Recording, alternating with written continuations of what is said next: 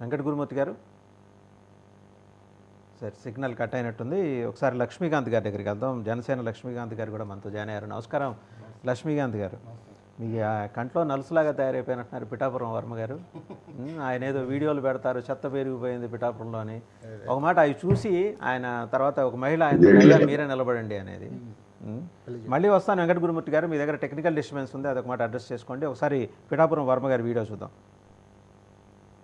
ఆయన దాంట్లో చెత్త పెరిగిపోయిందని చెప్పేసి ఆయనే వీడియో పోస్ట్ చేశారు.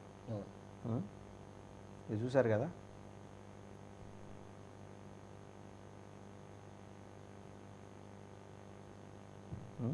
తర్వాత ఒక మహిళ అయ్యా మీరే నిలబడండి అయ్యా అని చెప్పేసి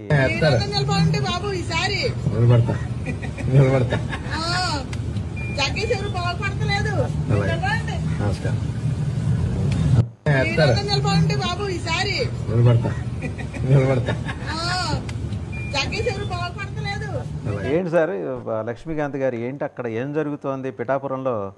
నాగబాబు గారి మాట్లాడిన తర్వాత ఇటువంటివి ఎక్కువైపోయినాయి.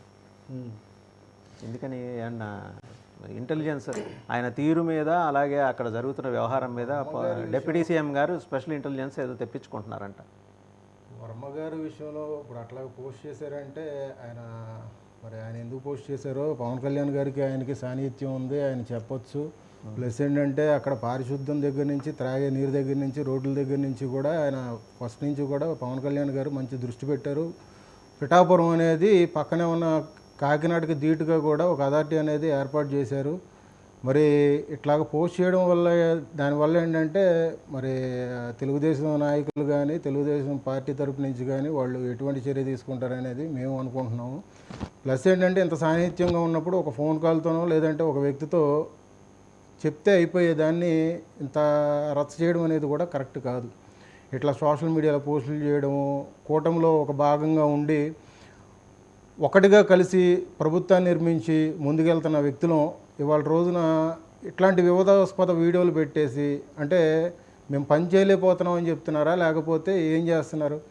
ప్రజలు సామాన్య ప్రజలు కూడా ఇవాళ రోజున పిఠాపురం దగ్గర నుంచి మొన్న ఆవిర్భావ సభలు జరిగినప్పుడు కూడా చాలామంది ప్రజలు ఒకటే అంటున్నారు, కూటమి ప్రభుత్వంలో పిఠాపురంలో పైగా పవన్ కళ్యాణ్ గారు లాంటి వ్యక్తి రావడం అనేది మేము చేసుకున్న పుణ్యము. ఇవాళ రోజున రోడ్లు బాగుపడి పిఠాపురాన్ని ప్రపంచ స్థాయిలో నేను నిలబెడతానని పవన్ కళ్యాణ్ గారు మాట ఇచ్చిన తర్వాత ఒక మంచి గుర్తింపు కూడా తీసుకురావడం జరిగింది. అట్లాంటివి జరిగినప్పుడు ఇట్లాంటివి చేయడం అనేది కరెక్ట్ కాదు. దానికి తెలుగుదేశం పార్టీ నుంచి కూడా వర్మ గారికి కూడా కొంచెం చర్యలు తప్పవని చెప్పి. రెండోది ఏంటంటే వినాయకుడి పెళ్లికి 1000 విఘ్నాలు అన్నట్టు నాగబాబు గారికి మంత్రి పదవి ఇద్దామంటే ఏదో ఒకటి అడ్డు తగులుతుంది. సీఎం గారు నాగబాబు గారు కొత్త ట్విస్ట్, ఉగాదికి ఏదో తీసుకుందామంటే ఏదో 4 పీస్ ప్రోగ్రామ్ ఒకటి ఉంది కదా, ఇప్పుడు దాని ఇంపాక్ట్ తగ్గిపోతుందని కొన్నాళ్ళు వాయిదా వేద్దామని సీఎం గారు నిర్ణయం. వాయిదా వేద్దామని, ఇవ్వకూడదని కాదు, అట్లాని కాదండి.